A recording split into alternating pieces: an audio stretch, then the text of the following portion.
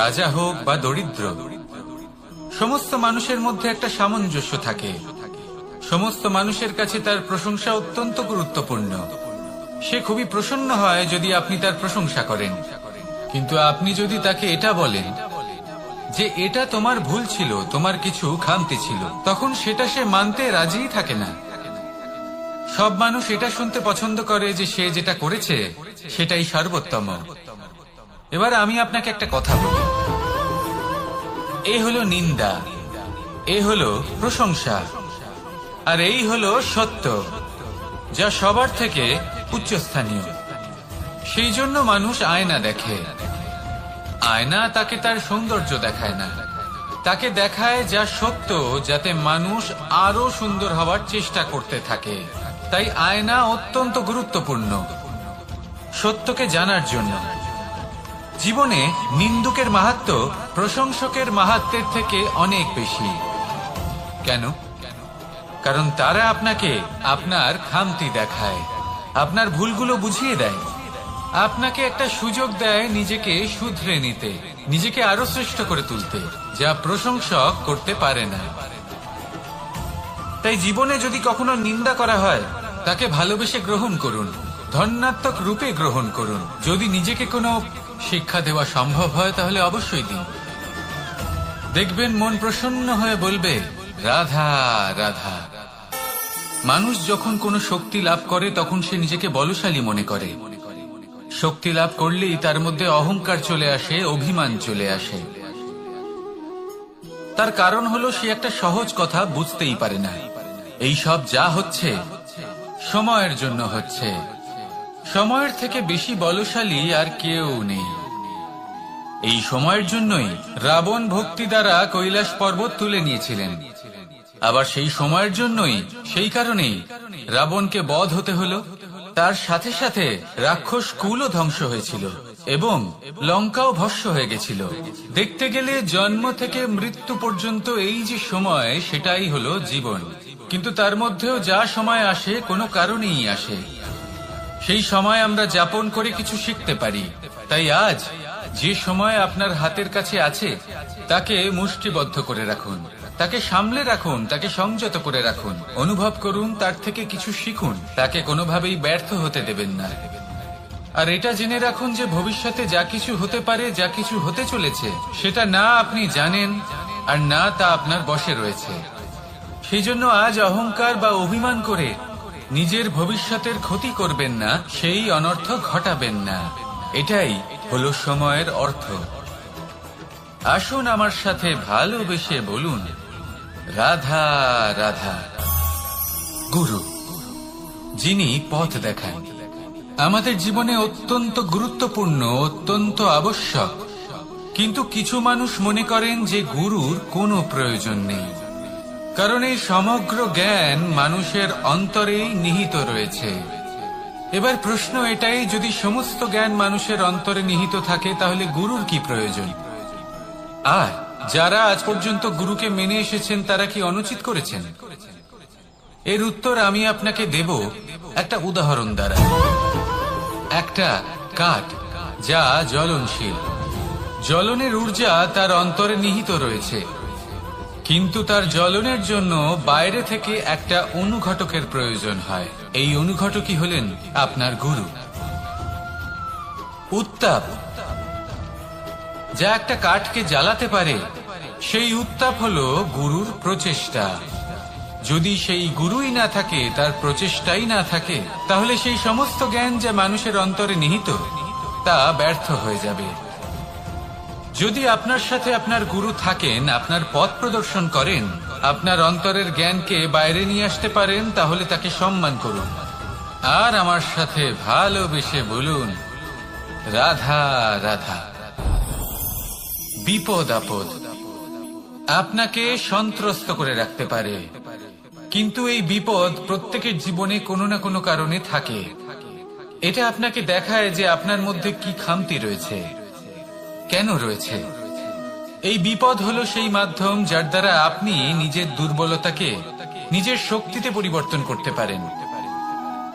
একটা ফুলের দিকে তাকান। একটা ফুল তার বুকে যখন একটা সূচ বিধে এপার ওপার হয়ে যায়, শুধু তখনই আমাদের প্রভুর জন্য ফুলের মালা তৈরি করা যায়।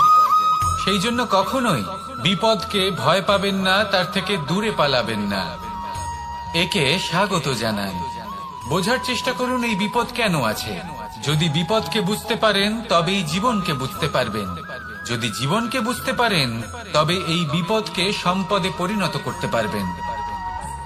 আসুন আর আমার সাথে ভালোবেসে বলুন, রাধা রাধা। পরিকল্পনা অত্যন্ত গুরুত্বপূর্ণ, এটা আমাদের জীবনে অত্যন্ত আবশ্যক, এটা আমাদের জীবনে। কিন্তু এই পরিকল্পনা ঠিক কতটা হওয়া উচিত, অর্থাৎ এই পরিকল্পনার সম্পর্কে কতটা চিন্তা করা উচিত, কতটা ভবিষ্যতের বিষয়ে চিন্তা করা উচিত। এবার দূরদর্শিতা অত্যন্ত বিশিষ্ট গুণ মানব জীবনে, কিন্তু দূরদর্শিতায় এতটাও মগ্ন হওয়া উচিত নয় যে কাছের জিনিসগুলোই নজরে না পড়ে। আজকের কথা বাদ দিয়ে শুধুই ভবিষ্যৎ নিয়ে চিন্তা করা অনুচিত। এবার দেখুন, পরিকল্পনা করুন কিন্তু তার থেকে বেশি উপভোগ করুন। এই মুহূর্ত সম্পর্কে অবগত নয়, কিন্তু ভবিষ্যতের কথা আমরা চিন্তা করতে থাকি। আমি এটা অনুভব করতে চাই, ওইটা অনুভব করতে চাই, ওই আনন্দ প্রাপ্ত করতে চাই। এটা অনুচিত। পরিকল্পনা করুন, সংযত করুন, কিন্তু আজকে, বর্তমানকে, এই মুহূর্তকে। জীবনের বাস্তবিক আনন্দ এটা, আর জীবন যাপনের সব থেকে শ্রেষ্ঠ পথও এটা। আসুন আমার সাথে ভালোবেসে বলুন, রাধা রাধা। কখনো কখনো মনে এই ভাবনা আসতেই পারে যে ঈশ্বর আজ পর্যন্ত এত রূপে অবতীর্ণ হয়েছেন, এতবার এই পৃথিবীতে এসেছেন, তারপরেও এই সংসারে কোথাও না কোথাও এই পাপ বসবাস করে। এটার কারণ কি? এটার কারণ আমরা স্বয়ংই। যখন কোনো ব্যক্তি এই পৃথিবীর পথপ্রদর্শন করে, এই সংসারকে উচিত দিশা দেখায়, এই সংসারের মঙ্গল করে, আমরা সেই ব্যক্তিকে মানুষ থেকে ঈশ্বর বানিয়ে ফেলি। সেই ব্যক্তির পতন স্বয়ং আমাদের হাতেই হয়ে যায়, কারণ সেই ব্যক্তি তার শ্বাস প্রশ্বাসের জন্য হয় না। সেই ব্যক্তি হলো সেই ভাবনা যা সে এই সংসারকে প্রদান করেছে। আমরা সেই ব্যক্তির ভাবনাটারই অন্ত করে দিই। এটা উচিত নয়। আমরা ওনাকে প্রভু মেনে নিই। প্রভু মানার পর আমরা ওনার কাছে প্রার্থনা করি, হে প্রভু আমাদের সাহায্য করুন। যদি উনি প্রভুও হন, তাও উনি পৃথিবীতে এসেছেন মনুষ্য রূপে। যা কর্ম করেছেন, যা শক্তি প্রাপ্ত করেছেন, এই দেহ থেকেই প্রাপ্ত করেছেন। আপনাদের এটা বোঝানোর জন্য যে এই কাজ আপনিও করতে পারেন। যারা সৎ আত্মা থাকেন তাদের জন্য সর্বশ্রেষ্ঠ শ্রদ্ধাঞ্জলি হলো এটাই যে আপনি তাদের পদচিহ্ন অনুসরণ করে চলুন। না ওনাদের স্মরণে থাকুন, না পুষ্পের মালা ওনাদের চরণে রাখুন, বরং তাদের ভাবনাকে অনুসরণ করে সেই ভাবনা নিয়ে এগিয়ে চলুন।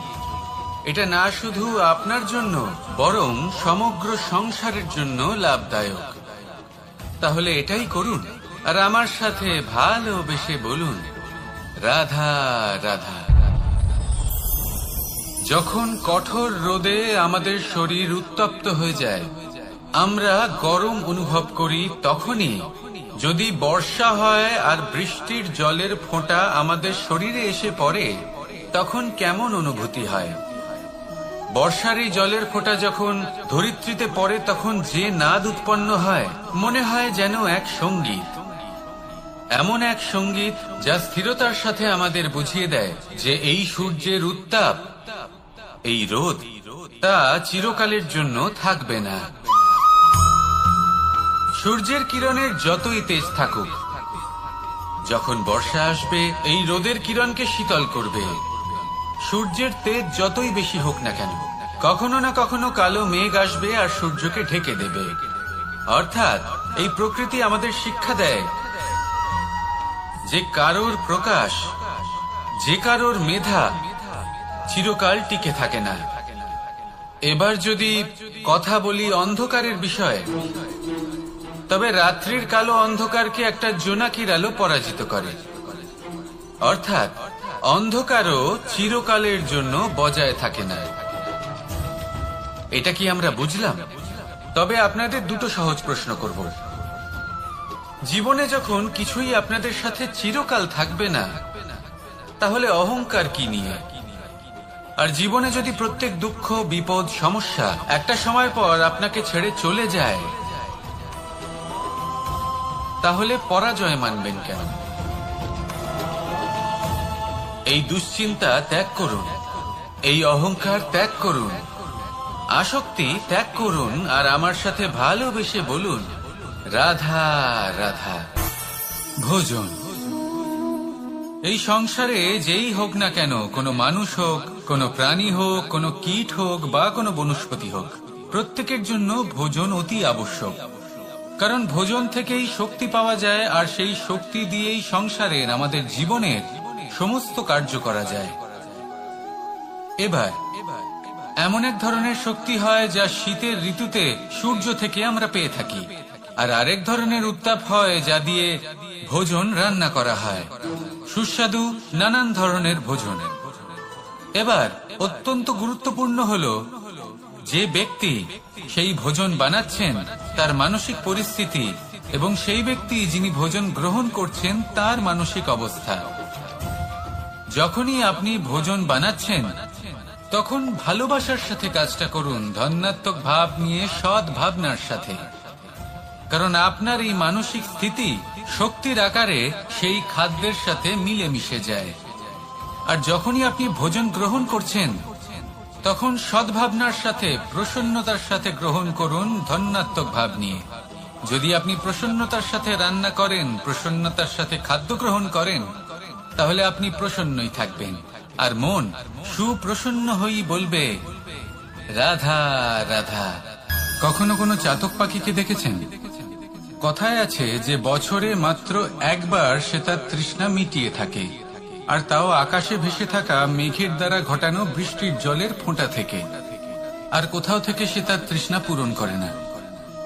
সারা বছর সে নিদারুণ গরম সহ্য করে, তীব্র শীতও সহ্য করে, শুধু এই আশা নিয়ে যে বছরে একবার অন্তত সেই মেঘের ঘন ঘটা হবে, বৃষ্টি হবে, আর সে তার তৃষ্ণা নিবারণ করবে। এটা আসলে কি? এটা আসলে বিশ্বাস। সেই বিশ্বাস যে বছরে একবার সেই মেঘ আসবে তৃষ্ণা নিবারণ করতে। যেমন দেখুন, একটা সূর্যমুখী ফুল সারা রাত অন্ধকারের সাথে যুদ্ধ করে, কারণ তার বিশ্বাস যে ভোরবেলায় সূর্য তাকে অবশ্যই দর্শন দেবেন। সেটাও বিশ্বাস ছিল যার উপর ভরসা করে মনু একটা নৌকা নিয়ে বেরিয়ে পড়েছিলেন এবং সমস্ত সৃষ্টিকে প্রলয়ের হাত থেকে বাঁচিয়েছিলেন। সেটাও ছিল ভালোবাসার প্রতি বিশ্বাস, যার উপর ভরসা করে বানর এবং ভাল্লুক সেনা নিয়ে শ্রীরাম আক্রমণ করেছিলেন সমস্ত বরদানপ্রাপ্ত অসুরগণ এবং রাক্ষসগণের লঙ্কায়, এবং জয় লাভ করেছিলেন। এই বিশ্বাসই হলো এই বিশ্বের আশা। বিশ্বাস রাখুন যে আপনি হলেন সর্বশ্রেষ্ঠ এবং শুধুই নিজের কর্ম করতে থাকুন। এই বিশ্বাসের আশাই আপনাকে প্রতি মুহূর্তে বল প্রদান করবে। এ হলো আমার বিশ্বাস। আসুন আর আমার সাথে ভালোবেসে বলুন, রাধা রাধা। সৌন্দর্য। মানুষ নিজের সৌন্দর্যের বিষয়ে কতটা ভাবে, চায় যে সে সব থেকে বেশি রূপবান হবে, সব থেকে বেশি সুন্দর হবে। কিন্তু সৌন্দর্যের পরিভাষা কি তা কি সে জানে? কোন মাকে জিজ্ঞেস করুন, ওনার জন্য সৌন্দর্যের পরিভাষা ওনার সন্তান। কোন ভক্তকে জিজ্ঞেস করুন, ওনার জন্য সৌন্দর্যের পরিভাষা ওনার ভগবান। শ্রীরামকে জিজ্ঞেস করুন, ওনার জন্য সৌন্দর্যের পরিভাষা হলো হনুমান। ভাঙা হানু, ফুলে যাওয়া মুখ, দেখতে গেলে উনি বানর, লম্বা লেজ, এত নিরীহ যে ওনাকে অমূল্য মালা দিলে সেটা ছিঁড়ে তার ভেতরে শ্রীরামকে খুঁজছিলেন। কিন্তু ওনার ভাবনা কত সুন্দর।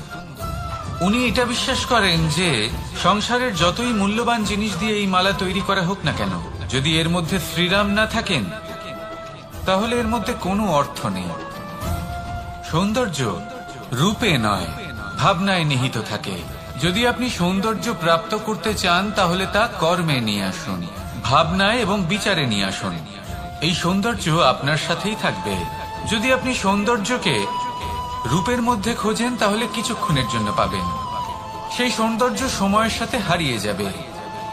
সৌন্দর্য যদি পেতে চান, খুঁজতেই চান, তাহলে হৃদয় খুঁজুন, কর্মে খুঁজুন। মন প্রসন্ন হয়ে বলবে রাধা রাধা। ব্যায়াম, এই শব্দ আমরা সকলে শুনেছি, আর এটা সারা জীবন আমাদের সাথেই থাকে কোনো না কোনো রূপে। যখন আমরা জন্মগ্রহণ করি, চলতে শিখি, প্রথমে আমরা হামাগুড়ি দিয়ে চলি, পরে চলতে চেষ্টা করি কিন্তু পড়ে যাই। তখন আমাদের বাড়ির গুরুজনেরা আমাদের আটকান না। ওনারা মনে করেন এইভাবেই আমাদের সন্তান চলতে শিখবে, এইভাবেই তার পা আরো মজবুত হবে, যা অত্যন্ত গুরুত্বপূর্ণ। এইবার জীবনকালে যতই আমরা এগোতে থাকি, এই ব্যায়াম বিভিন্ন রূপে আমাদের সাথেই থাকে। কিন্তু আপনি কি জানেন যে এই ব্যায়ামের তাৎপর্য আসলে কি? আপনি কি জানেন এই ব্যায়ামের মর্ম আসলে কি? যখনই আমরা এই ব্যায়াম করি, আমাদের শরীরের মাংসপেশি ক্ষয় হয়। প্রথমে তা ক্ষয় হয়, তারপর আবার তা নির্মিত হয়। আরো শ্রেষ্ঠ, আরো শক্তিশালী মাংসপেশি আমরা লাভ করি। অর্থাৎ এই ব্যায়াম হলো সৃজনের বিজ্ঞান। এই ব্যায়াম আমাদের জন্য অত্যন্ত আবশ্যক। সেই জন্য জীবনে যখনই কোনো কিছু নষ্ট হয়ে যায়, চলে যায়, তখন হতাশ হয়ে পড়বেন না, তাকে পুনর্নির্মাণ করার চেষ্টা করবেন।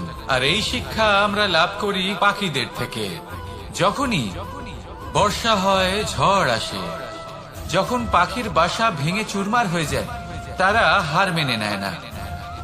সে আবার অল্প অল্প করে সব খুঁজে একত্রিত করে আবার নিজের বাসা বানিয়ে তোলে, পুনরায় এক জীবনকে জন্ম দেয়, এক নতুন পরিবারকে জন্ম দেয়।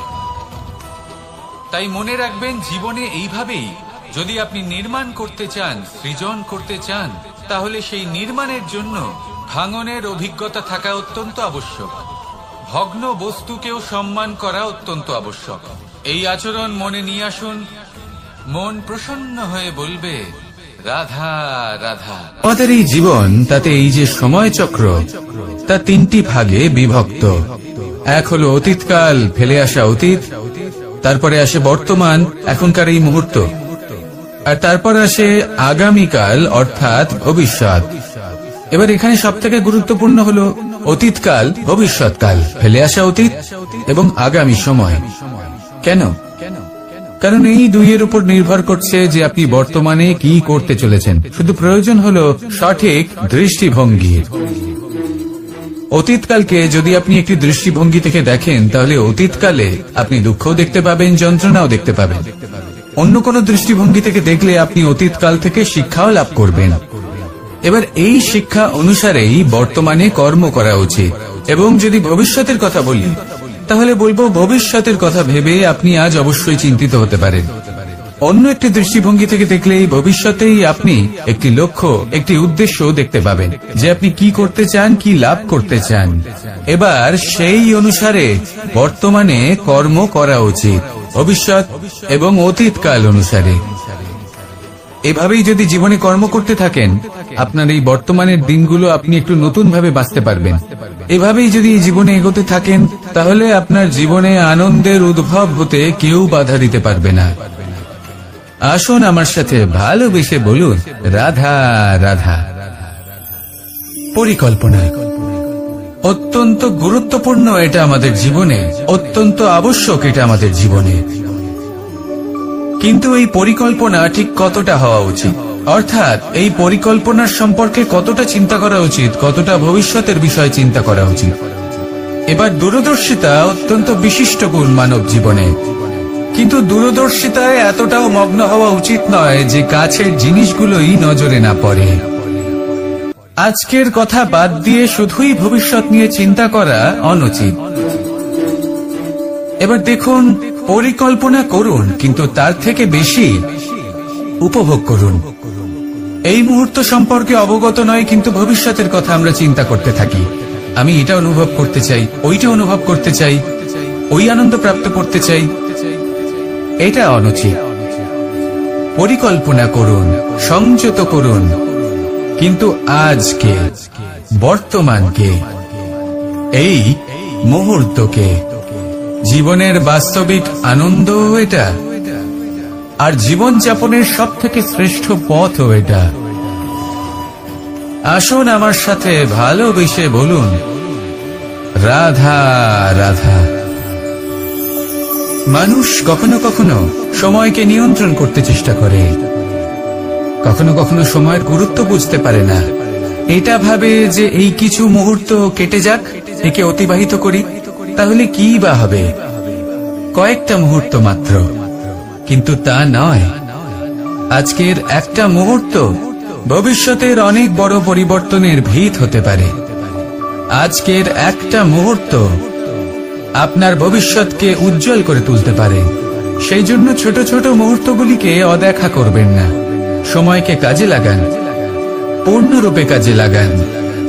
এবার যদি আপনি কাউকে সাহায্য করতে চান আর সেই কারণেই যদি থেমে থাকেন, তাহলে ঠিক আছে, কারণ আপনি কাউকে সাহায্য করে তার জীবনকে আরো ভালো করে তুলতে চাইছেন, আরো শ্রেষ্ঠ করতে চাইছেন।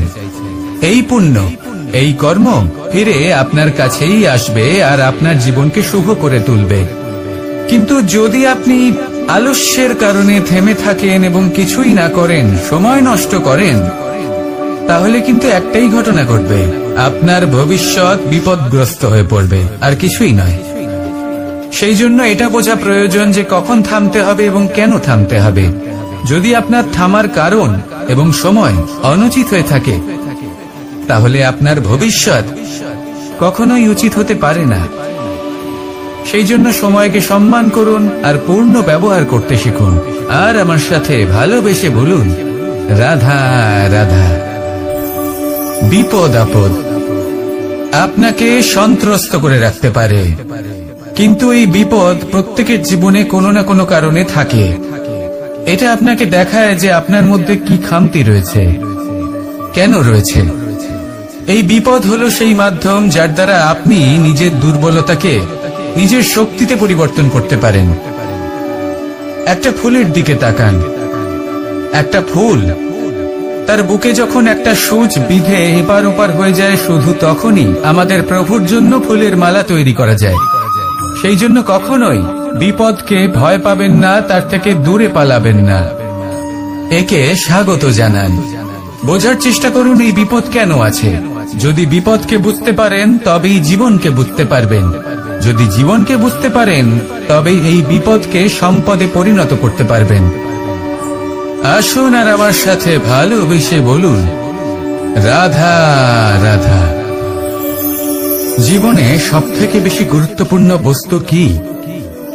বাড়ি, বাহন, সোনা, ধন। যদি আমি সত্যি বলি, তাহলে জীবনের সবথেকে বেশি গুরুত্বপূর্ণ বস্তু কোনো বস্তুই নয়। যদি কিছু গুরুত্বপূর্ণ থাকে, তাহলে তা হলো অনুভূতি, করুণা, মিত্রতা, মাতৃত্ব, বাৎসল্য, আর সবথেকে বেশি গুরুত্বপূর্ণ ভালোবাসা। নিজেদের এই জীবনে যদি আপনি শুধুমাত্র বস্তুর খেলাতে মেতে থাকেন, তাহলে জীবনে আনন্দ কখনোই থাকবে না। নিজের এই জীবনকে অনুভূতির পীঠস্থান বানিয়ে তুলুন। এই মন প্রসন্ন হয়ে বলবে, রাধা রাধা। সাগরের ঢেউ সমুদ্র তটে ধাক্কা খেয়ে, পাথরের সাথে ধাক্কা খেয়ে তার আকার বদলে দিতে পারে। বিভিন্ন আকারের পাথরে এদের ঘষে ঘষে গোলাকার বানিয়ে দিতে পারে, কিন্তু এই সাগরের ঢেউ এদের নিজেদের আকার কখনো বদলায় না। কিন্তু এমন কেন? কারণ এরা বিচ্ছিন্ন হয়েও আবার একত্রিত হতে জানে। অর্থাৎ যখন এরা বিচ্ছিন্ন হয় তখন মতভেদ অবশ্যই, কিন্তু আবার একত্রিত হওয়া হলো এদের একতার প্রতীক। দেখুন, ঝগড়াঝাঁটি, তর্ক বিতর্ক, মতভেদ এগুলো জীবনের অভিন্ন অঙ্গ, কিন্তু এদের কখনো মনে প্রবেশ করতে দেবেন না। যদি মনে প্রবেশ করেও ফেলে, তাদের মনে ঘর করতে দেবেন না, এদের বের করে ফেলুন। এই ঝগড়াঝাঁটি, তর্ক বিতর্ক, মতভেদ এদের সারা জীবন সাথে নিয়ে চলবেন না। যদি একসাথে নিয়ে চলতে চান, তাহলে সকলকে একসাথে নিয়ে চলুন, ঢেউয়ের মতো। একতায় বিশ্বাস রাখুন। একসাথে মিলে যদি এগোতে থাকেন, তাহলে অনেক দূর পৌঁছবেন, নয়তো শুধু দূরের কথা ভেবেই যাবেন। কি চান সেই সিদ্ধান্ত আপনারই। আসুন আর আমার সাথে ভালোবেসে বলুন, রাধা রাধা। এই সাগর হলো বিশাল। কথায় আছে যে জীবনের উৎপত্তি সাগর থেকেই হয়েছে। কথাটা ঠিকও। এই সাগরই আমাদের ভিন্ন ভিন্ন ধরনের বনস্পতি প্রদান করেন, মণি এবং মুক্ত প্রদান করেন। আমরা কতটা তুচ্ছ সেই বিষয়ে আমাদের উপলব্ধি ঘটান, আমাদের প্রেরণা প্রদান করেন, যাতে আমরাও সাগরের মতো বিশাল হয়ে উঠতে পারি। এই সাগরের অনেকগুলো গুণ আছে যা আমরা শিখতে পারি। আজ আমি কথা বলবো একটা বিশেষ গুণের বিষয়।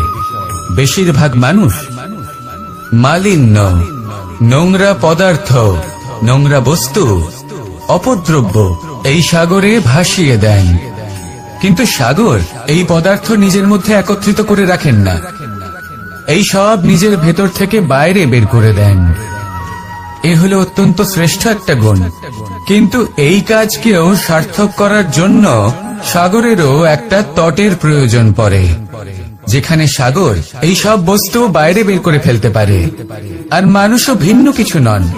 দেখুন, মানুষেরও তো একটা তটের প্রয়োজন পড়ে।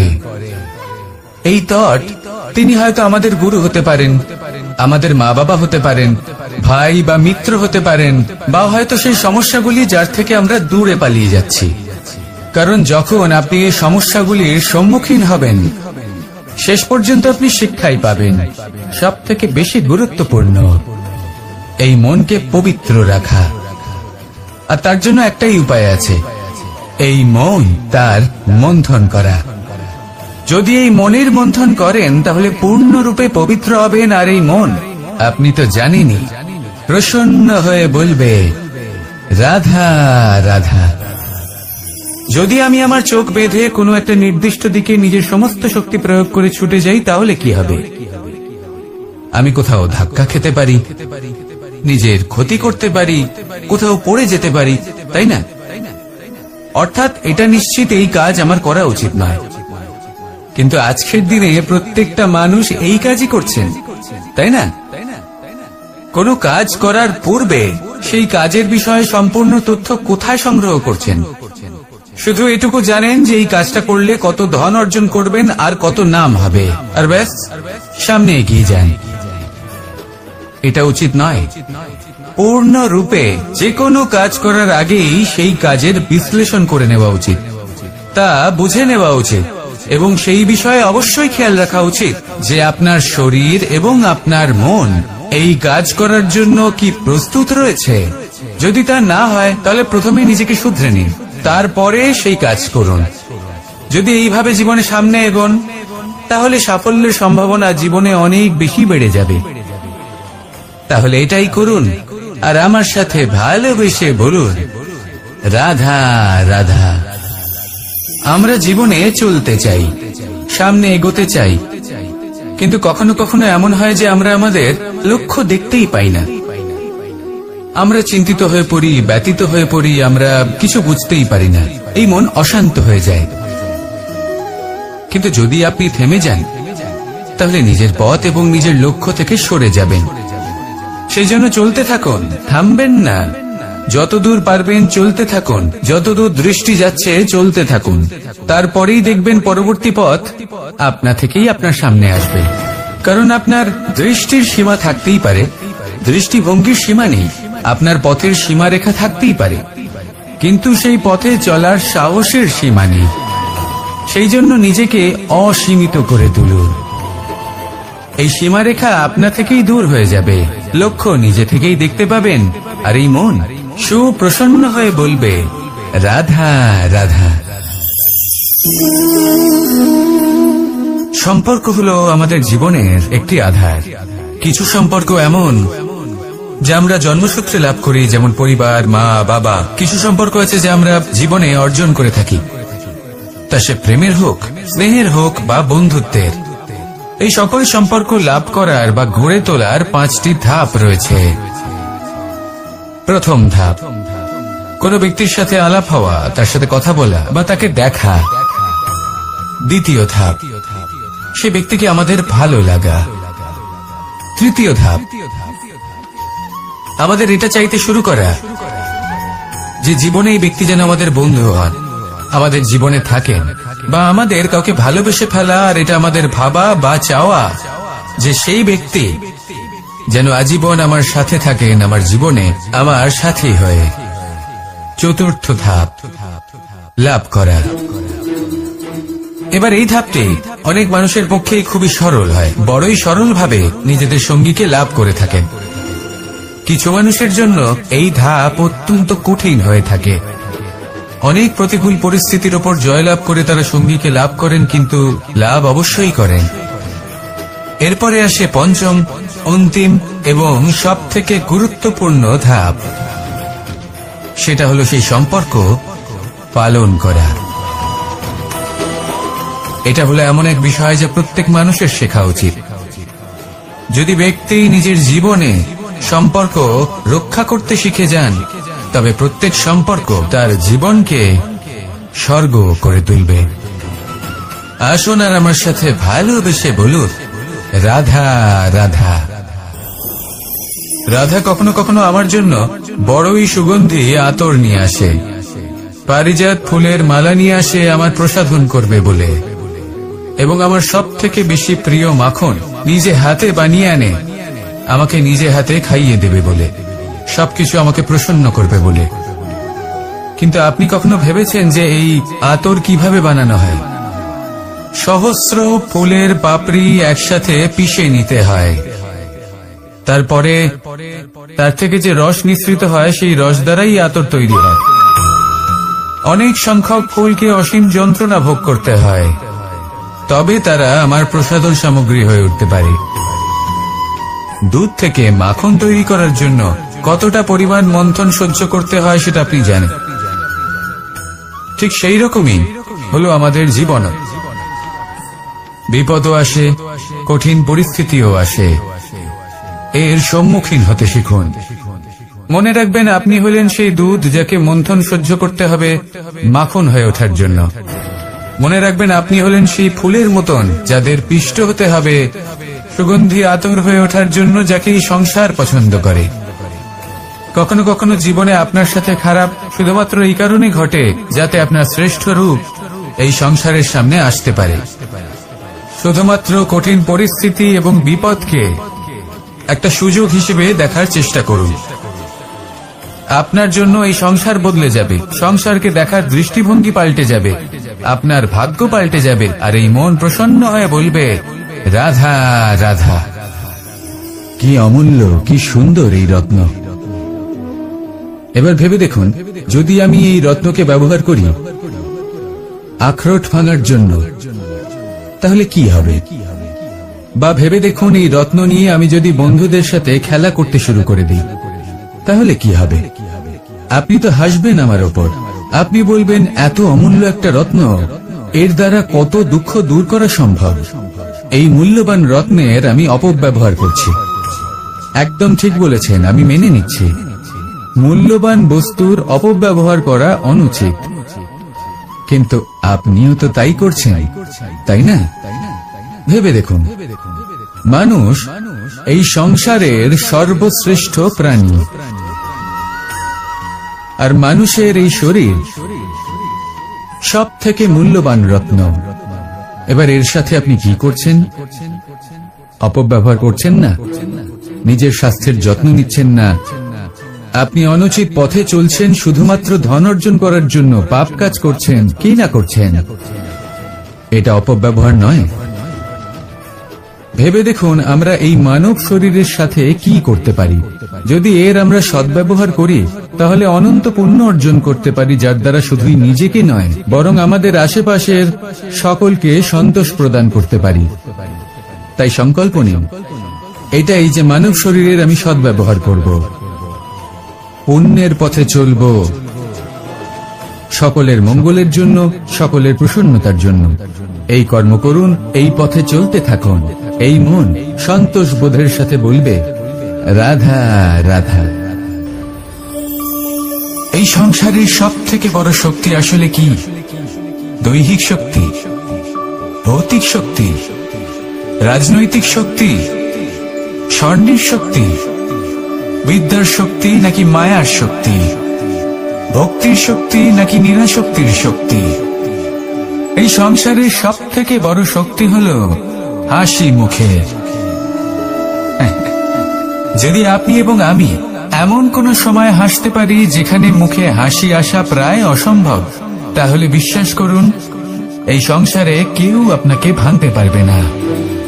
এটা কিছুটা সেই রেশমের কীটের মতো, যে চারিদিক থেকে নিজেকে ঢেকে রাখে একটা খোলসের মধ্যে থাকে কিন্তু জীবিত থাকে। এই হাসি মুখ এটা শুধুমাত্র একটা আবেগ নয়, এটা সংসারের যে কোনো অভাব দূর করে। অভাব আশার, অভাব বিশ্বাসের। এই হাসি আপনার অন্তরে আশার আলো জাগ্রত করে আর এই সংসারের হতাশা দূর করে দেয়। তাই কঠিন থেকে কঠিনতর পরিস্থিতিতেও মুখে হাসি বজায় রাখুন। এই শক্তি আপনার থেকে কেউ কাটতে পারবে না। আর যদি আপনার কাছে এই শক্তি থাকে তাহলে অন্য কোনো শক্তি আপনাকে বাধা দিতে পারবে না। তাহলে হাসুন আর আমার সাথে ভালোবেসে বলুন রাধা রাধা। ভীষ্ম একটা মহান নাম, দেবী গঙ্গার সুপুত্র। স্বয়ং বৃহস্পতি এবং পরশুরাম ছিলেন ওনার শিক্ষাগুরু। অত্যন্ত মহান যোদ্ধা ছিলেন, কিন্তু এই মহান যোদ্ধা ইনি ইতিহাসে আজ পর্যন্ত সেই সম্মান পেলেন না যার উনি যোগ্য ছিলেন। কারণ নির্বাচন। রাজ সিংহাসনের সেবা করার প্রতিজ্ঞা নিয়েছিলেন উনি। এবার রাজ সিংহাসনে যেই বসুক না কেন তার সেবা করা, তার প্রত্যেক আদেশ পালন করা, এটাই ছিল ওনার প্রতিজ্ঞা। তা সেই ব্যক্তি উচিত হোক বা অনুচিত, সে উচিত পথে চলুক বা অনুচিত পথে চলুক, সুপাত্র হোক বা কুপাত্র, উনি তার সেবা করতে থাকলেন, তার প্রত্যেক আদেশ পালন করতে থাকলেন, নিজের প্রতিজ্ঞা পালন করতে থাকলেন। ধৃতরাষ্ট্র নেত্রহীন অবশ্যই ছিলেন, কিন্তু এতটাও নেত্রহীন ছিলেন না যে উনি প্রজাদের চোখের জল, ধর্ম অধর্ম দেখতে পাবেন না। উনি সব বুঝতে পারতেন। আর এদিকে ভীষ্ম নিজে প্রতিজ্ঞাবদ্ধ হয়েছিলেন। দুর্যোধন অনুচিত পথে চালিত হচ্ছিল, তাও উনি তাকে সঙ্গ দিতে থাকলেন। আর পরিণামস্বরূপ আজ পর্যন্ত ইতিহাসে উনি সেই স্থান পেলেন না, সেই সম্মান পেলেন না যার যোগ্য উনি ছিলেন। যদি আপনি কোনো প্রতিজ্ঞা করে থাকেন তা সে যতই কোনো উচিত কারণের জন্য হোক না কেন, যদি আস্তে আস্তে সময়ের সাথে সেই প্রতিজ্ঞা আপনাকে অনুচিত পথে চালিত করে অধর্মের পথে নিয়ে যায়, পাপের পথে নিয়ে যায়, তাহলে সেই প্রতিজ্ঞা ভঙ্গ করা অত্যন্ত আবশ্যক। সময় অনুসারে নিজেকে বদলানো আবশ্যক, নয়তো এই প্রতিজ্ঞা আপনাকে দিয়ে পাপ কর্ম করাবে, কুকর্ম করাবে আর আপনার বিনাশের কারণ হবে। আসুন আমার সাথে ভালোবেসে বলুন রাধা রাধা। আমার দাদা আমাকে অনেকবার বলেছেন, কানাই তুমি তো স্বয়ং নারায়ণ, তুমি এক তড়িতে সবকিছু এমনি ঠিক করে দাও না কেন? এবার দাদাকে কি করে বোঝাবো? আচ্ছা, আপনি নিজেই ভেবে দেখুন, সিংহকে জঙ্গলের রাজা বলা হয়, কিন্তু সিংহ শুধুমাত্র তার ইচ্ছে প্রকাশ করলেই কোনো হরিণ কি নিজেই হেঁটে তার কাছে আসবে? নিজেই কি রাজি হয়ে যাবে তার আহার হওয়ার জন্য? না, কখনোই না। যে কোনো কাজকে সফল করে তোলার জন্য আপনাকে চেষ্টা করতে হবে, পরিশ্রম করতে হবে যাতে সেই কাজ ভালোভাবে সম্পন্ন হয়। শুধু ইচ্ছে দিয়েই কোনো কার্যসিদ্ধি হবে না। ইচ্ছে থেকে স্বপ্ন তৈরি হয়, তবে সেইগুলো সফল করতে গেলেও আপনাকে পরিশ্রম তো করতেই হবে। মনে করুন আপনার ইচ্ছে হলো খেতে, আর কোনো দয়ালু ব্যক্তি এসে আপনার সামনে খাবার রেখে দিল। তাও তা খেতে গেলে পরিশ্রম আপনাকেই করতে হবে। যদি ভালোবাসার ইচ্ছে থাকে তাহলেও নিঃস্বার্থ নিষ্পাপ মনে ভালোবাসি। দেখুন, আপনি স্বপ্নে অবশ্যই উঠতে পারেন, কিন্তু এই পৃথিবীতেই আপনাকে বেঁচে থাকতে হবে। আর যদি এই ধরিত্রীতে আপনি এগিয়ে যেতে চান,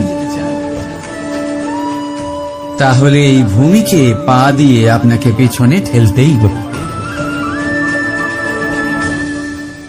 রাধা রাধা। কিছু শেখা অত্যন্ত গুরুত্বপূর্ণ। এবার কি কি শিখতে হবে সেই সব শেখানোর জন্য অনেক শিক্ষক রয়েছেন, কিন্তু কি শিখবেন না আর কি করবেন না এটা আমাদের নিজের অভিজ্ঞতা দিয়ে শিখতে হয়। কিন্তু তার মানে এটা নয় যে যদি আপনাকে শিখতে হয় যে আগুনের তাপ কতটা, আপনাকে আগুনের মধ্যে হাত দিতে হবে। না, অন্য কারোর অভিজ্ঞতা দ্বারাও শিখতে পারেন। প্রশ্ন শুধুমাত্র একটাই যে আপনি কি শিখতে চান নাকি চান না।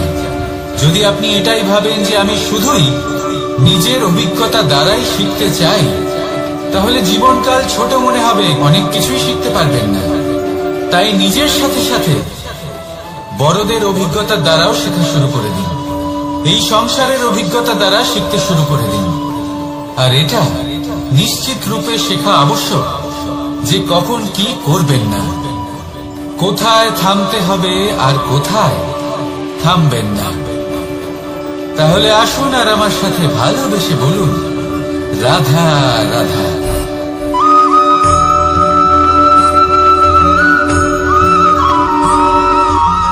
এই সংসারে সব থেকে বেশি কোমল বস্তু হলো রেশম। এই রেশম এতটাই কোমল হয় যে এর পুরো একটা থান শুধুমাত্র একটা হাতে ধরা সম্ভব। কখনো ভেবে দেখেছেন এই রেশম কিভাবে হয়? একটি কীট তার লালার দ্বারা উৎপন্ন হয়। এই কীট সেই রেশমকে পাক দিতে থাকে, পাক দিতেই থাকে, দিতেই থাকে, আর আস্তে আস্তে তার মধ্যেই জড়িয়ে পড়ে। শেষে ওর এই সুন্দর অমূল্য সৃষ্টি রেশমের এই সুতো তার নির্মাণ কার্য পূর্ণ হয়, কিন্তু তাতেই ও নিজে বন্দী হয়ে যায়। নিজেরই মায়াজালের এই বন্দী গৃহে নিজেই ফেঁসে যায়। এবার এই সুতোকে ব্যবহারযোগ্য করে তোলার জন্য এই কীটগুলিকে এই কবচের সাথেই ফুটন্ত জলে ফেলে দেওয়া হয়। এই সংসারে যদি আমাদের স্বপ্ন এই সংসারের দুঃখ হরণ করার জন্য, এই সংসারে সুখ বিতরণ করার জন্য হয়, তবেই আমাদের প্রগতি সম্ভব। যদি আমাদের এই স্বপ্ন শুধুই আমাদের এবং আমাদের স্বার্থ সিদ্ধির জন্য হয়, তাহলে এই স্বপ্ন আমাদের অন্ধ করে দেবে, আমাদের অন্ধকারের পথে নিয়ে যাবে, আর আমরাও সেই কীটের মতো হয়ে যাব। নিজেদেরই মায়াজালে আমরা নিজেই ফেঁসে যাব, আর শেষে আমরা যদি কিছু লাভ করি তা হবে একাকিত্ব, অন্ধকারময় মৃত্যু। তাই স্বপ্ন অবশ্যই দেখুন, কিন্তু এমন ভাবে স্বপ্ন দেখবেন না যে তার এই বন্দিগৃহে আপনি নিজেই ফেঁসে গেলেন। স্বপ্ন দেখুন পরোপকারে।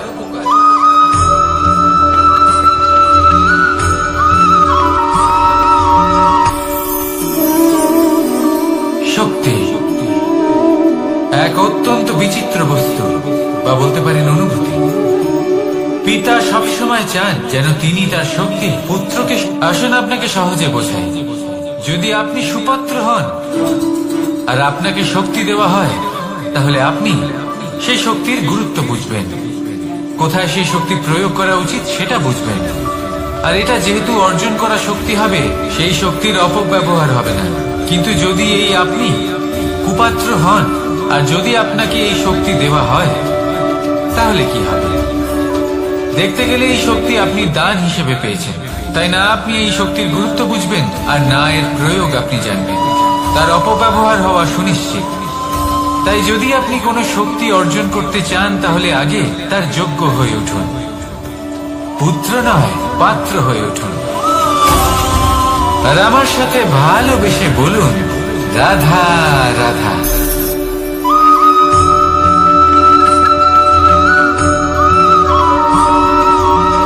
এই সংসারে প্রত্যেক মানুষ এটাই চান যে তিনি যেন ধনবান হন, আর্থিক অবস্থা তার ভালো থাকে, ওনার বাড়িতে লক্ষ্মীর আগমন হয়। কিন্তু সেটা হবে কি করে, সেটাই হলো প্রশ্ন।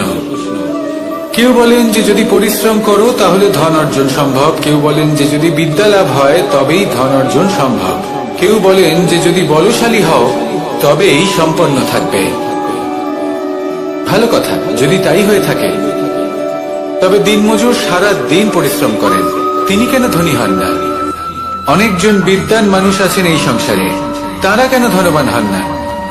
অনেক সংখ্যক বলশালী ব্যক্তি আছেন, তাদের কাছে ধন নেই কেন? তাদের কেন ধনের অভাব হয়? আবার এমনও কিছু মানুষ আছেন যারা পরিশ্রম করেন, তারা দিনমজুর, কিন্তু তারা ধন অর্জন করতে পারেন। কিছু বিদ্বান ব্যক্তি আছেন যাদের কাছে অধিক মাত্রায় ধন রয়েছে, কয়েকজন বলশালী ব্যক্তি রয়েছেন যাদের কাছে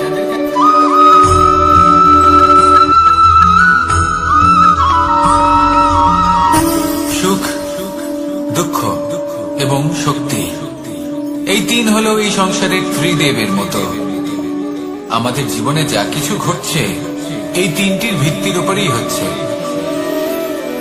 আসলে এই সংসারের একটা নিয়ম আছে, যখনই আপনি কিছু লাভ করেন এই সংসার আপনার পরীক্ষা নেয়। এটা জানার জন্য আপনার পরীক্ষা নেয় যে আপনি যা কিছুই লাভ করেছেন আপনি কি আদৌ সেটার যোগ্য কি না। ঠিক সেইভাবেই এই সুখ, দুঃখ এবং শক্তি আপনার পরীক্ষা নিয়ে থাকে। যখন সুখ আসে তখন সে আপনার পরীক্ষা নেয় যে আপনার মধ্যে অহংবোধ জাগ্রত হয়নি তো। যদি অহংবোধ চলে আসে তাহলে সুখ সেখানেই সঙ্গ ত্যাগ করে। দুঃখ আপনার ধৈর্যের পরীক্ষা নিতে থাকে, আর যদি আপনার মধ্যে ধৈর্য না থাকে তাহলে এটা আপনাকে আরো বেশি দুঃখের গভীর অন্ধকারে ঠেলে দেবে। সেখানে শক্তি পরীক্ষা নেয় আপনার বিনম্রতা। যদি আপনি বিনম্র না হন তাহলে হয় এই শক্তি আপনার সঙ্গ ত্যাগ করবে, নয় এই শক্তি বিনম্রতার অভাবে আপনার পতনের কারণ হতে পারে।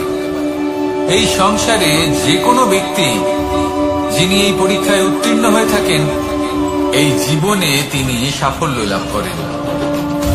আসুন আমার সাথে ভালোবেসে বলুন, রাধা রাধা।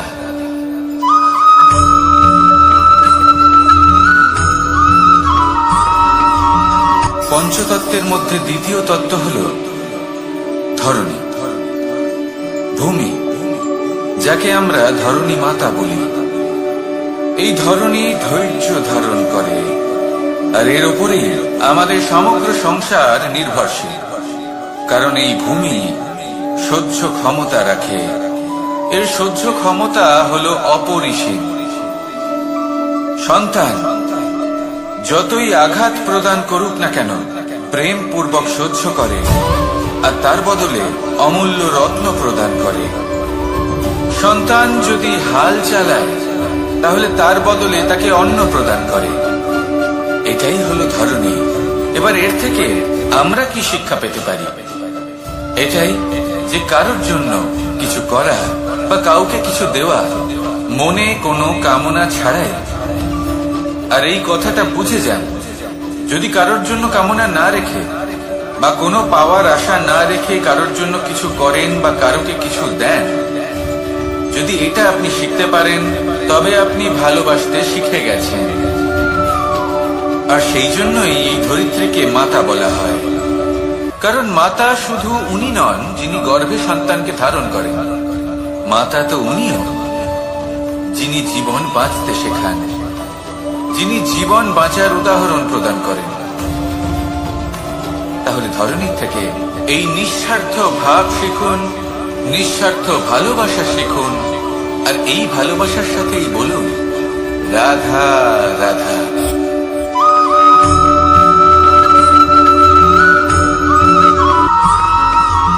মানুষ জন্মগ্রহণ করে, তার সাথে ভয়েরও জন্ম হয়। ছোটবেলা থেকেই আমাদের মনে কোনো না কোনো প্রকারের ভয় থেকেই যায়। কেউ এই বিষয়ে ভয় পায় যে তার কোনো বস্তু তার থেকে দূরে চলে যাবে, কেউ এই বিষয়ে ভয় পায় যে আমি নিজেকে হারিয়ে ফেলব, কেউ এই ভেবে ভয় পায় যে আমার প্রিয়জনেরা তারা যেন আমার থেকে দূরে না চলে যায়, কেউ এই ভেবে ভয় পায় যে আমরা যেন পথ না হারিয়ে ফেলি, আদি ইত্যাদি। কিন্তু সত্যি কথা বলতে ভেবে দেখুন, এই ভয় বাস্তবে কি? শুধুই একটা মনস্থিতি, আর কিছুই নয়।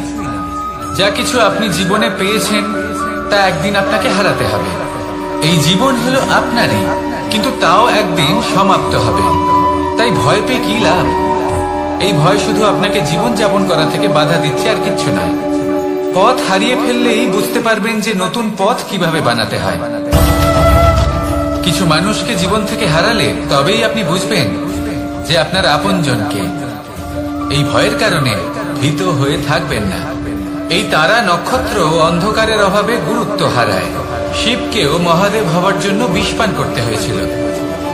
প্রত্যেক পরিস্থিতি, প্রত্যেক সাফল্য আপনার পরীক্ষা নেবে, তাতে উত্তীর্ণ হওয়া হলো আপনার কর্ম। যখনই আপনি ভয় পাবেন বা সংকটের সম্মুখীন হবেন, তখন সাহসের সাথে তার সম্মুখীন হন। মনে রাখবেন, যে সম্মুখীন হতে জানে সাফল্য তার সাথে সবসময় থাকে। আসুন আর আমার সাথে ভালোবেসে বলুন, রাধা রাধা।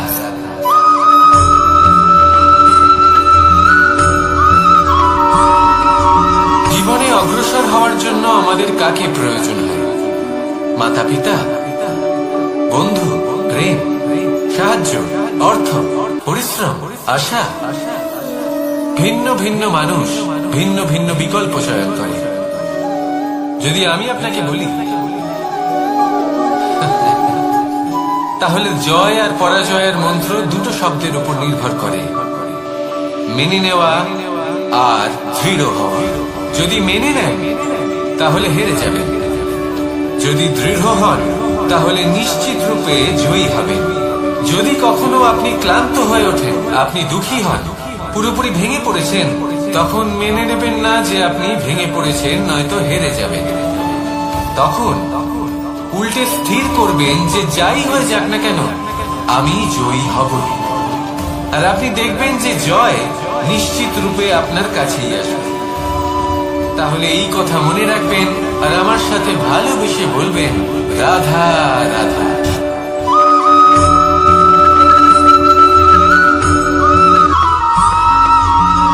এই সংসারে কোনো বস্তু হোক বা ব্যক্তি হোক, তার একার গুরুত্ব কিন্তু খুব বেশি নয়। একটা উদাহরণ হিসেবে বৃষ্টির ফোঁটাকে ভেবে দেখুন। যদি একটি বৃষ্টির ফোঁটা হয় তাহলে তার খুব বেশি গুরুত্ব থাকে না, কিন্তু যখন সহস্র বৃষ্টির ফোঁটা মেঘের মধ্যে দিয়ে ঝরে পড়ে, তখন সেটা বর্ষার রূপ ধারণ করে। সেই বর্ষা যাই প্রকৃতিকে শান্ত করে। সেইভাবেই পাথরের ছোট টুকরো, তার খুব বেশি গুরুত্ব থাকে না, কিন্তু যখন অসংখ্য পাথরের টুকরো একত্রিত হয় তখন তা পর্বতের আকার ধারণ করে।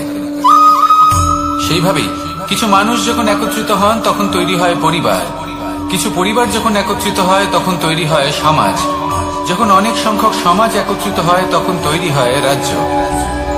এবার এই রাজ্যের সব থেকে গুরুত্বপূর্ণ ব্যক্তি হতে পারেন রাজা, কিন্তু তাও সেই রাজা একা কিছু করতে পারেন না। যুদ্ধ লড়ার সময় তারও নিজের সৈন্যদলকে প্রয়োজন পড়ে। কিন্তু এই সংসারে এমন একজন ব্যক্তি আছেন যিনি একাই সব কাজ করতে থাকেন, এবং সেই ব্যক্তি হলেন মা। আমাদের জীবনে একজন পিতার ভূমিকা কিন্তু নিঃসন্দেহে অমূল্য, কিন্তু আমাদের সকলের জীবনে যে ভূমিকা একজন মায়ের তা অন্য কারোর থাকে না। একজন মা একাই সন্তানকে বড় করতে পারেন, সংস্কারী করে তুলতে পারেন, তার জন্য পরিশ্রম করেন। আর এত কিছু কাজ করার পরেও তার কাজের জন্য তিনি প্রশংসা অবশ্য পান না, উল্টে যদি সেই সন্তান অনুচিত পথে চালিত হয়, অনুচিত কর্ম করে, তখন সেই মাকেই অপবাদের পাত্র হয়ে উঠতে হয়। আমাদের জীবনে মায়ের যোগদান কতটা সেটা বুঝুন। আপনাকে বড় করে তোলার জন্য উনি কতটা পরিশ্রম করেছেন সেটা বুঝুন। আজ থেকে, এখন থেকে, এই মুহূর্ত থেকে মাকে সম্মান করতে শিখুন। যখন সময় পাবেন, যখন সুযোগ হবে, তখন তার প্রশংসা করুন। ওনারও ভালো লাগবে। আর মায়ের এই মমতার জন্য, তার এই ভূমিকার জন্য আসুন সবাই মিলে আমরা তাকে প্রণাম করি, আর সকলে মিলে ভালোবেসে বলি, রাধা রাধা।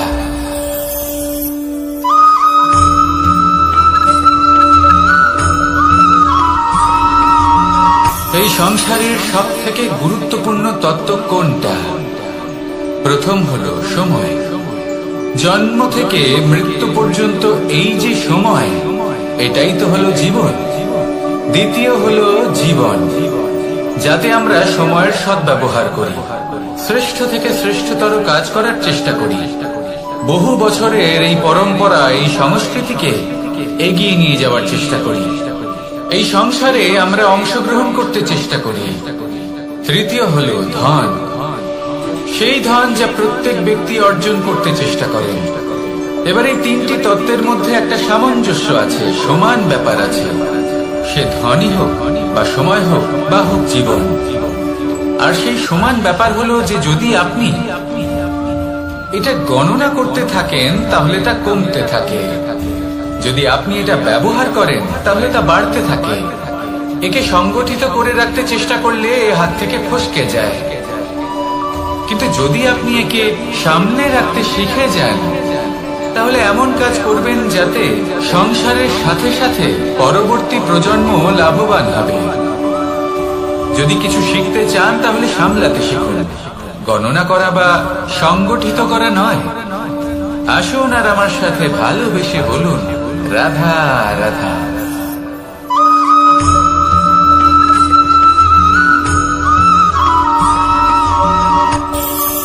এই সংসারে আমরা প্রকাশ কোথা থেকে পাই? এর উত্তর বড়ই সরল। ভোরে যখন সূর্যোদয় হয় তখন প্রকাশের কিরণ আমাদের ঘরে এসে পৌঁছয়। এইভাবেই আমরা প্রকাশ লাভ করি। এবার এই প্রকাশের আলোতেই আমরা সারাদিনের কাজ সম্পন্ন করি। সন্ধে হয়ে যায়, সূর্যাস্ত হয়ে যায়, আর আমাদের ঘর যাতে অন্ধকার না হয় তার জন্য আমরা একটা প্রদীপ প্রজ্বলিত করি। এটাই ঘটে আমাদের জীবনেও। এবার প্রবাহমান আয়ুর সাথে আমরা আমাদের অন্তরে যদি একটা প্রদীপ প্রজ্বলিত করে নিই, তাহলে বিষয়টাই অন্যরকম হবে। এবার আপনি বলবেন, কোন প্রকাশের কথা বলছি যে আমাদের অন্তরে জাগ্রত করা সম্ভব? আমাদের আত্মার মাঝে প্রেমের প্রকাশ জাগ্রত করার কথা বলছি। কারণ আমাদের এই জীবন, এও হলো দিনের আলোর মতো। আজ প্রকাশ আছে, কিন্তু কোনোদিন অবশ্যই অস্ত হবে।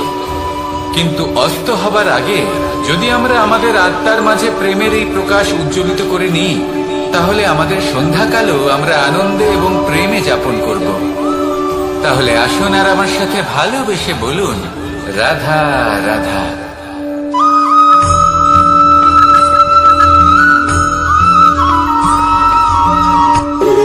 যখন মানুষের মৃত্যু হয় তখন কি হয়? অনেক সংখ্যক মানুষ শোক পালন করতে চলে আসেন। যে ব্যক্তি মৃত্যু লাভ করেছেন তার অনেক বস্তু থাকে যেগুলো তার প্রিয়, যেগুলো তিনি ব্যবহার করেছেন।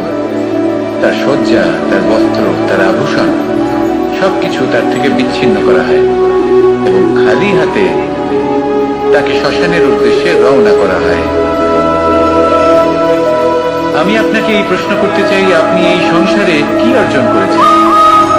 ধন, সম্পত্তি, বস্ত্র, আভূষণ, এই সবকিছু যে আপনি অর্জন করেছেন, আপনার মৃত্যুর পরে তা আপনার থেকে দূর হয়ে যাবে। এর উত্তর হলো একটাই, আপনার কর্ম। শুধু সেটাই আছে যা একান্ত আপনার, আর শুধু সেটাই এই সংসার থেকে চলে যাওয়ার পরেও সংসারেই জীবিত থাকবে। যদি আপনি দুষ্কর্ম করেন তাহলে এই সংসার আপনাকে একটি অনুচিত উদাহরণ হিসেবে মনে রাখবে যে এই ব্যক্তি খুব পাপী ছিল, অনুচিত কর্ম করতেন। যে পথে তিনি চলেছেন সেই পথে কারোর চলা উচিত নয়। সেখানেই যদি আপনি সৎকর্ম করেন তাহলে সংসার চিরকাল এটাই বলবে যে খুব ভালো মানুষ ছিলেন, সবাইকে ভালোবাসতেন, সবাইকে সাহায্য করতেন, আমার খুব প্রিয় মানুষ ছিলেন। এটাই হলো শ্রেষ্ঠ কর্ম। সেই জন্য জীবনে শুধুমাত্র ধন সম্পত্তি আভূষণ এই সব অর্জন করতে গিয়ে নিজের মনোনিবেশ করবেন না। শ্রেষ্ঠ কর্ম করুন। সংসার থেকে চলে যাওয়ার পরেও এই কর্মই এই সংসারে আপনাকে জীবিত রাখবে। আসুন আমার সাথে ভালোবেসে বলুন, রাধা রাধা।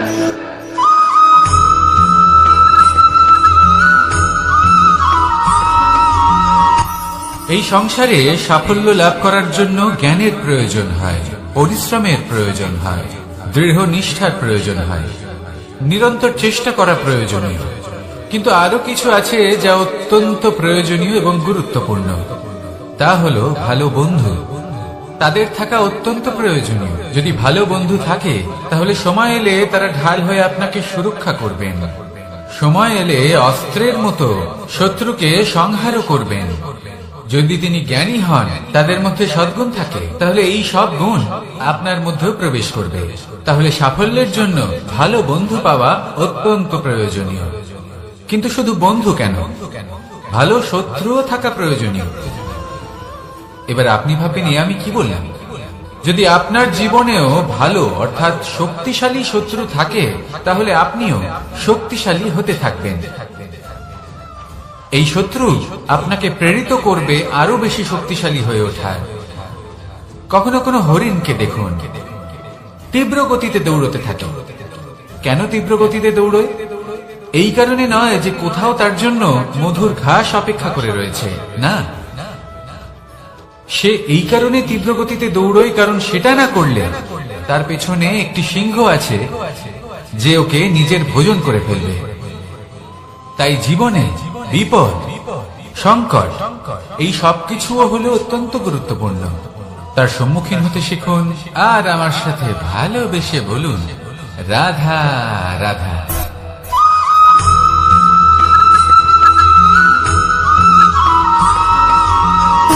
সুখ, দুঃখ এবং শক্তি, এই তিন হলো এই সংসারের ত্রিদেবের মতো। আমাদের জীবনে যা কিছু ঘটছে এই তিনটির ভিত্তির উপরেই হচ্ছে।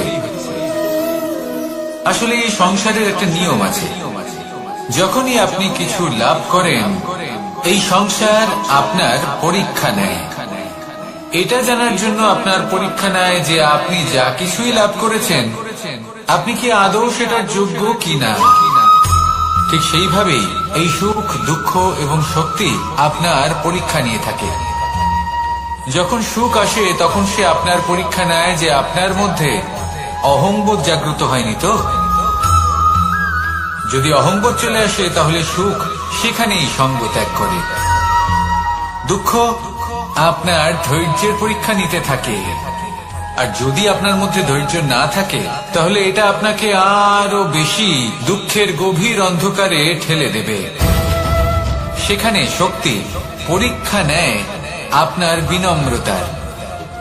যদি আপনি বিনম্র না হন তাহলে হয় এই শক্তি আপনার সঙ্গ ত্যাগ করবে, নয় এই শক্তি বিনম্রতার অভাবে আপনার পতনের কারণ হতে পারে। এই সংসারে যে কোনো ব্যক্তি যিনি এই পরীক্ষায় উত্তীর্ণ হয়ে থাকেন, এই জীবনে তিনি সাফল্য লাভ করেন।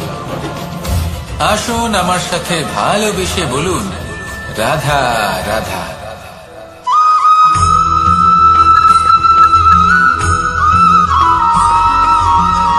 পুরুষার্থ। শাস্ত্রে 4 ধরনের পুরুষার্থের কথা বলা হয়েছে। প্রথম হলো ধর্ম। আপনি কি জানেন এই ধর্ম আসলে কি? আপনার কি মনে হয় ধর্ম আসলে কি? কোনো বিশেষ ঈশ্বরকে মানাই কি ধর্ম বলা হয়? নাকি কোনো বিশেষ রীতি পালন করাই হলো ধর্ম? নাকি কোনো বিশেষ সাহিত্যকে সর্বশ্রেষ্ঠ মনে করাই হলো ধর্ম? না, ধর্ম হলো সেটা যাকে ধারণ করা যেতে পারে, আর ধারণ শুধু সেটাই করা যায় যা পবিত্র। পবিত্র শুধু তাকেই বলা হয় যা নিঃস্বার্থ, যার মধ্যে শাসন করার কোনো ইচ্ছে নেই, যা সরলভাবেই প্রবাহমান, জল এবং বায়ুর মতো।